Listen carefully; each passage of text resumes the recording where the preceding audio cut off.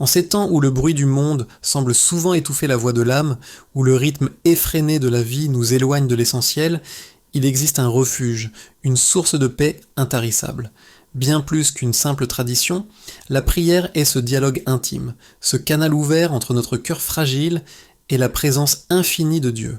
C'est dans ce sanctuaire du silence et de la parole que nous retrouvons non seulement le réconfort, mais aussi une vision renouvelée de notre existence. Aujourd'hui, nous nous engageons ensemble sur un chemin de lumière, guidé par un récit biblique puissant qui nous rappelle que la plus grande transformation ne commence pas autour de nous, mais au plus profond de nous, dans la manière même dont nous percevons la réalité. Nous allons nous pencher sur l'histoire saisissante de l'apôtre Paul. Un témoignage vibrant de la puissance de Dieu a changé une vie en lui ouvrant les yeux. Son expérience sur le chemin de Damas n'est pas qu'un simple événement historique. C'est une promesse vivante, un modèle pour chacun d'entre nous qui, à un moment ou à un autre, avons l'impression de marcher dans l'obscurité, de ne pas discerner le sens de notre parcours. À travers cette exploration, qui mêlera la méditation de la parole, la prière sincère et des encouragements pratiques, je vous invite à vous arrêter un instant. Prenez une profonde respiration. Laissez de côté les soucis qui vous assaillent et les préoccupations qui vous alourdissent. Cet instant vous est consacré. Il est une invitation à vous approcher avec espérance, avec l'attente que Dieu va vous parler, vous toucher et peut-être même, comme pour Paul, faire tomber les écailles qui obstruent votre vision. Vous trouverez ici bien plus que des mots. Vous trouverez du réconfort pour les moments de doute, des conseils pour les carrefours incertains de la vie et un encouragement puissant pour reprendre la route avec une foi raffermie. Alors, ouvrons nos cœurs et préparons-nous à recevoir la lumière qui éclaire toutes choses. Commençons par écouter la parole de Dieu, qui est le fondement solide sur lequel nous allons bâtir notre prière. Le livre des Actes des Apôtres, au chapitre 9, nous rapporte ces mots d'une simplicité et d'une profondeur bouleversante. Aussitôt, il tomba de ses yeux comme des écailles, et il recouvra la vue. Il se leva et fut baptisé. Cette image des écailles qui tombent était bien plus qu'un détail physiologique. C'est la métaphore parfaite de ce qui se produit lorsque Dieu intervient dans une vie. Avant ce moment décisif, Paul, alors appelé Saul, était un homme convaincu de détenir la vérité. Il était zélé, instruit, respecté et poursuivait sa mission avec une passion brûlante. Mais sa passion était tragiquement orienté contre l'Église naissante. Il croyait servir Dieu en persécutant les disciples de Jésus, aveuglés par sa propre interprétation de la loi. Il était certain de voir clair, alors qu'en réalité, il marchait dans les ténèbres les plus profondes. Son histoire nous enseigne une leçon capitale.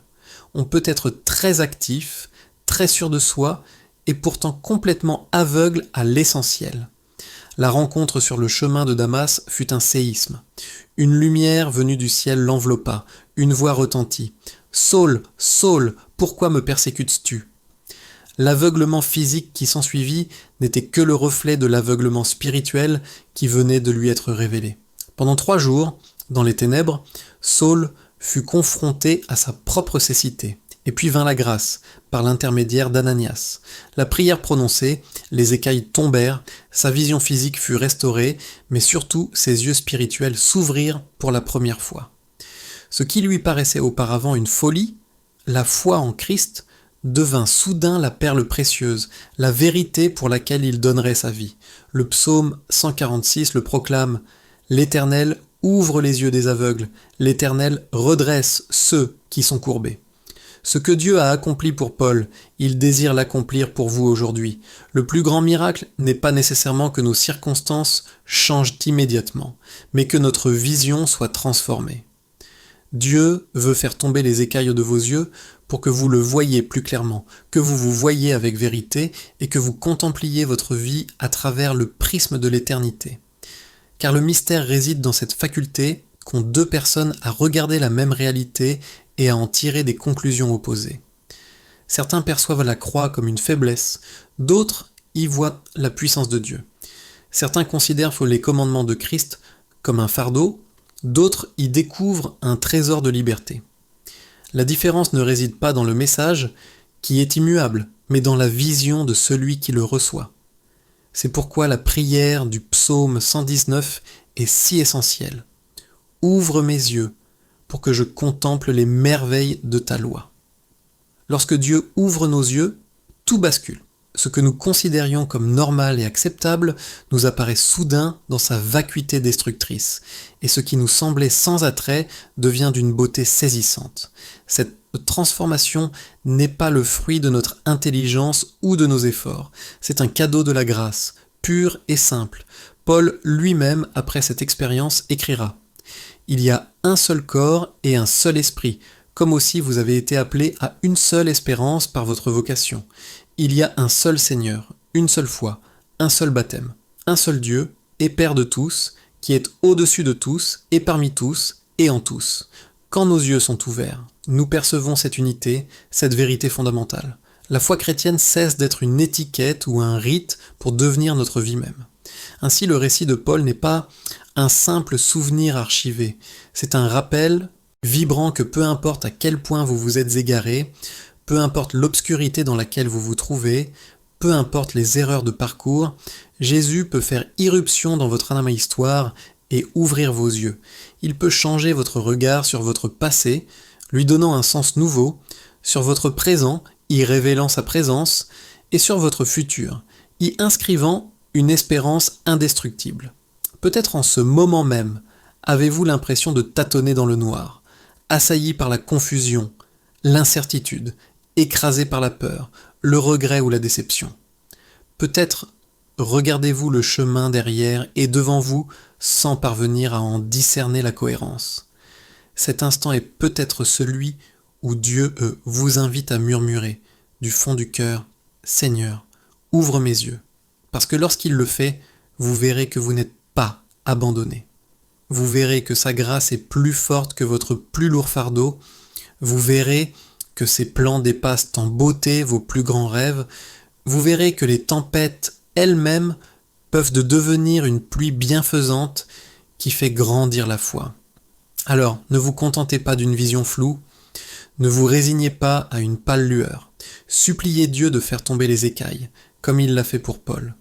Demandez-lui de vous révéler la beauté de sa parole, l'urgence de son évangile et la merveille de sa présence. Car lorsque vos yeux s'ouvriront, votre vie ne sera plus jamais la même. Comme Paul, vous découvrirez que la vraie vision n'est pas de voir le monde tel qu'il est, mais de voir Jésus tel qu'il est vraiment. Et maintenant, inclinons-nous dans un moment de prière sincère. Père Céleste, je te remercie du fond du cœur pour le don inestimable de la vue et surtout pour la capacité à percevoir et à m'émerveiller devant la beauté de l'Évangile. Merci de m'avoir permis de reconnaître la splendeur de ta grâce.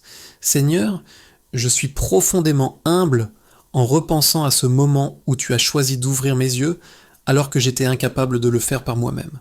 Tu as fait tomber les écailles qui m'aveuglaient et maintenant je peux discerner des glimpses de ta gloire, de ton amour et de ta fidélité. Oui, j'étais perdu et je suis retrouvé. J'étais aveugle et maintenant je vois. Je ne peux nullement m'attribuer ce changement, car c'est ton esprit qui a apporté la lumière dans mes ténèbres. C'est uniquement par ta miséricorde que je peux reconnaître la bonté, la vérité et le salut. Père, toi seul vois ce monde avec une parfaite clarté. Toi seul discernes le bien du mal avec un jugement parfait, parce que tu es saint et sans aucune ombre d'erreur. Seigneur Jésus, ouvre mes yeux encore plus grands. Donne-moi la sagesse lorsque je suis tenté de me concentrer sur les mauvaises choses. Pardonne-moi pour les moments où je gaspille mon énergie pour ce qui n'a pas d'importance, où je me dispute pour des futilités, ou où je laisse mon cœur être consumé par des distractions. Enseigne-moi à voir la perspective d'en haut. Apprends-moi à fixer mon regard non pas sur ce qui est passager, mais sur ce qui est éternel. Ta parole me le rappelle dans 2 Corinthiens 4. Nous regardons non point aux choses visibles, mais à celles qui sont invisibles, car les choses visibles sont passagères et les invisibles sont éternelles. Alors, Seigneur, déplace ma vision du temporaire vers l'éternel, élève mes yeux vers la glorieuse vérité de Jésus-Christ, l'évangile dans lequel il n'y a ni compromis, ni distorsion, ni mauvaise interprétation.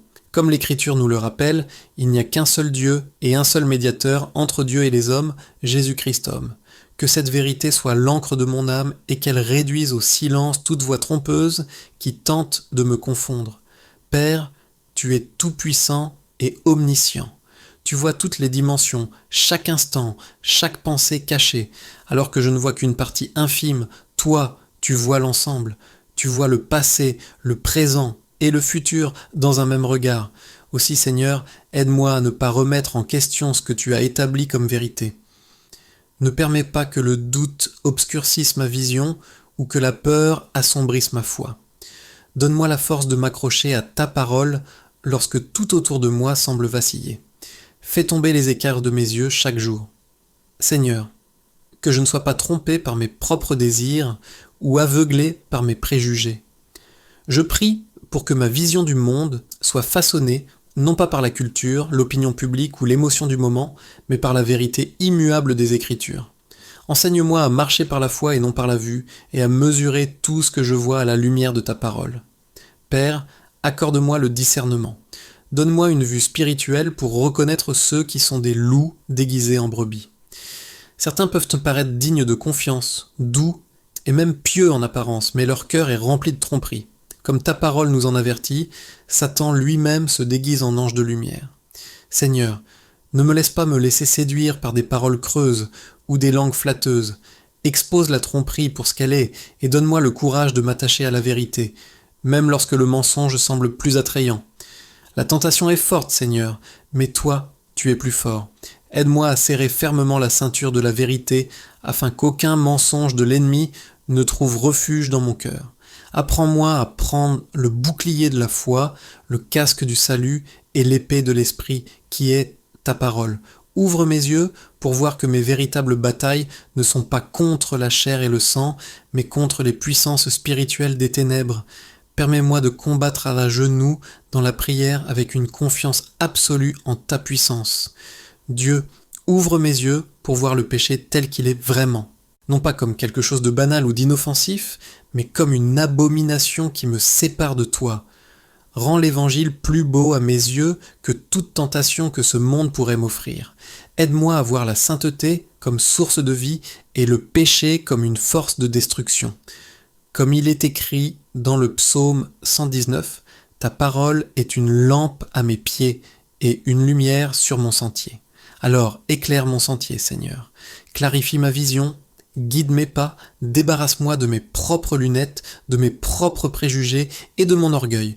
Enseigne-moi à voir à travers tes yeux, Père. Tout comme la vie de Paul fut transformée sur le chemin de Damas, réveille mon cœur pour t'aimer plus profondément. Ouvre mes yeux comme tu l'as fait pour lui. Aide-moi à voir l'Évangile, non pas comme une idée ou une tradition, mais comme la puissance même de Dieu. Que je vive comme quelqu'un dont les yeux ont été ouverts, capable de témoigner de ta bonté, de discerner ta main en toutes choses et de choisir Christ par-dessus tout. Seigneur, ouvre mes yeux pour voir ceux qui souffrent et qui sont brisés autour de moi. Aide-moi à ne pas passer à côté des personnes sans compassion. Donne-moi la vision nécessaire pour remarquer ceux qui souffrent en silence.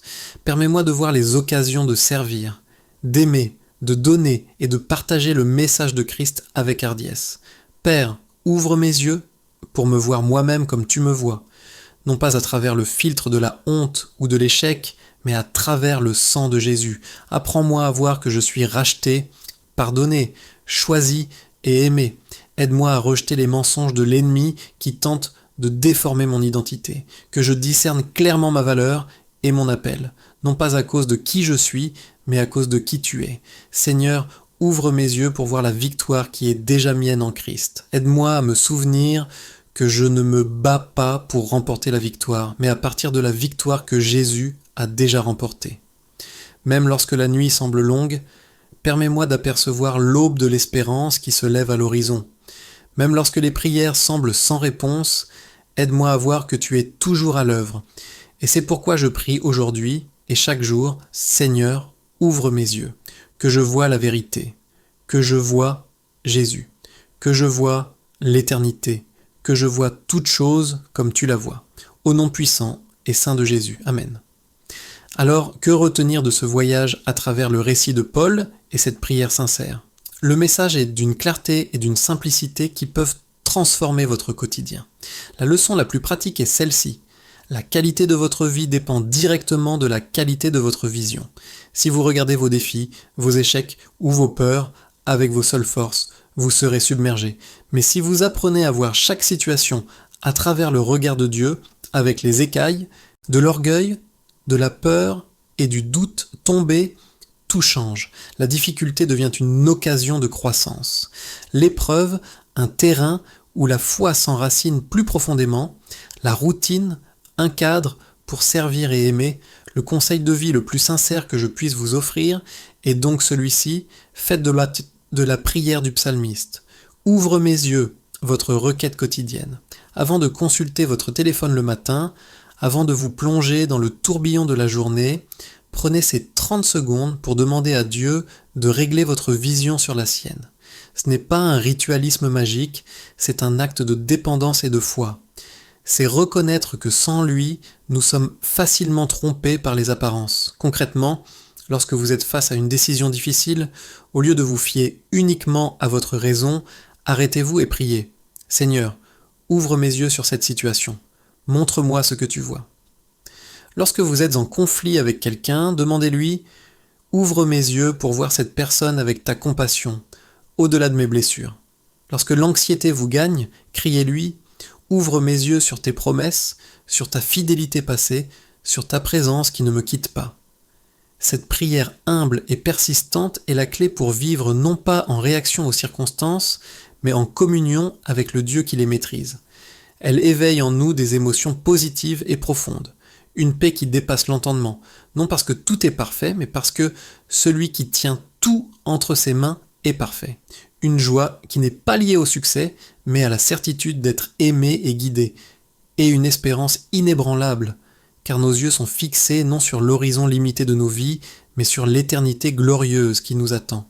Que la paix de Dieu, qui surpasse toute intelligence, garde votre cœur et votre intelligence dans le Christ Jésus. Que l'espérance soit l'étincelle qui illumine vos jours, même les plus sombres. Et que la motivation pour marcher avec courage vous vienne de cette conviction. Vous n'êtes pas seul, vos yeux peuvent s'ouvrir toujours davantage, et votre vie peut devenir un reflet de sa lumière pour ceux qui marchent encore dans les ténèbres. Allez dans cette paix.